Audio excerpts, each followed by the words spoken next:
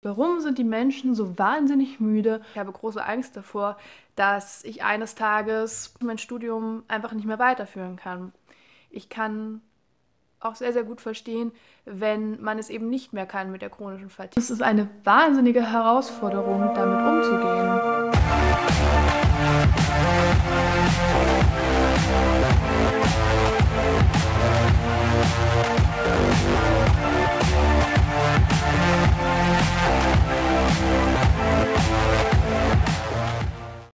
Die chronische Fatigue. Ich finde, das ist eines der Probleme, die mich wirklich am allermeisten belasten und am allermeisten fordern. Die chronische Fatigue ist etwas, wovon man gar nicht wirklich weiß, wieso gibt es das überhaupt und was passiert da eigentlich? Warum sind die Menschen so wahnsinnig müde und warum verlieren sie so unverhältnismäßig viel Energie?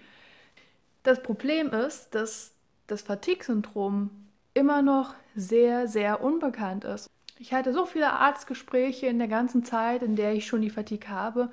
Und viele haben gesagt, eigentlich habe ich ja mehr oder weniger ein kleines akademisches Problem mit diesen ganzen Fatigue-Geschichten, weil wir überhaupt keinen greifbaren Beweis haben, gar keine greifbare Ursache dafür, dass das Fatigue-Syndrom da ist, beziehungsweise dass es entsteht.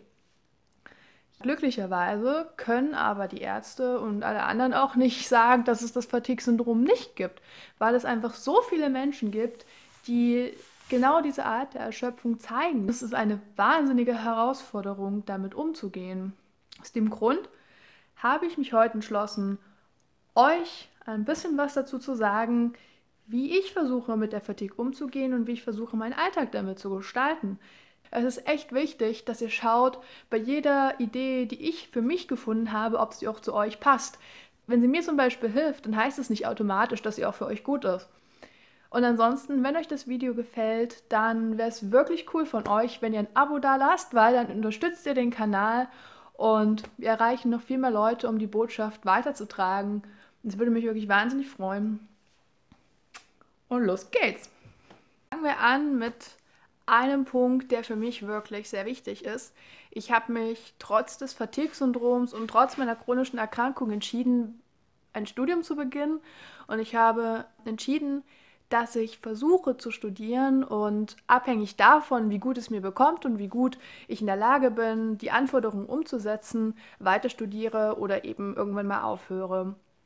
Im Moment studiere ich noch und komme jetzt ins 6. Semester und bisher läuft es eigentlich sehr gut. Also ich kann gut lernen und schnell lernen und ich glaube, das ist vielleicht ein Vorteil, weshalb ich momentan auch die Möglichkeit habe, weiter zu studieren. Aber ich kann auch sehr, sehr gut verstehen, wenn man es eben nicht mehr kann mit der chronischen Fatigue. Und ich habe große Angst davor, dass ich eines Tages einfach feststelle, dass es mir schlechter geht, als es mir jetzt im Moment geht und dass ich mein Studium einfach nicht mehr weiterführen kann. Das ist wirklich eine große Angst von mir und ich hoffe sehr, dass es nicht so weit kommt. Aber wir wissen nicht, wie die Zukunft sich weiterentwickelt. Aber ja, solange ich die Möglichkeit habe, möchte ich es genießen und möchte es halt probieren, weil es mir wahnsinnig viel Spaß macht zu lernen.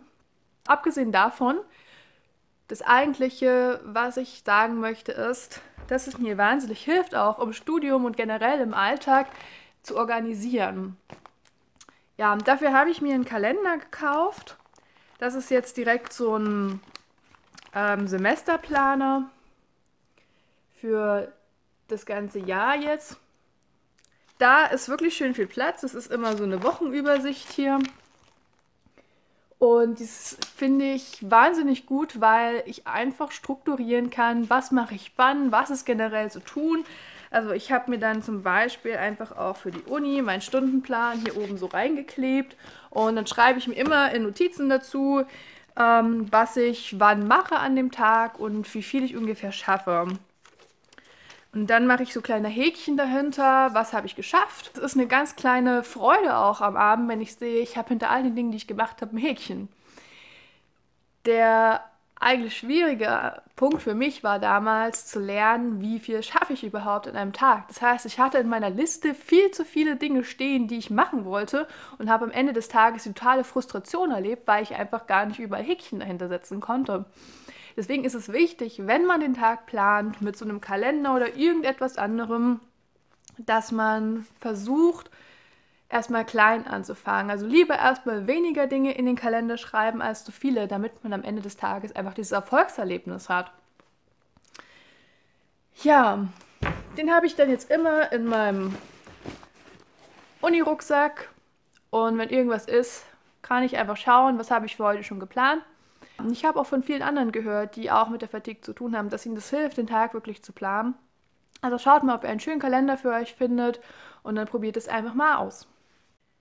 Der nächste Punkt, und ja, ich weiß, dass das für viele auch nicht die richtige Variante ist für mich, und darüber habe ich schon ziemlich häufig geredet, aber es ist für mich tatsächlich der Sport.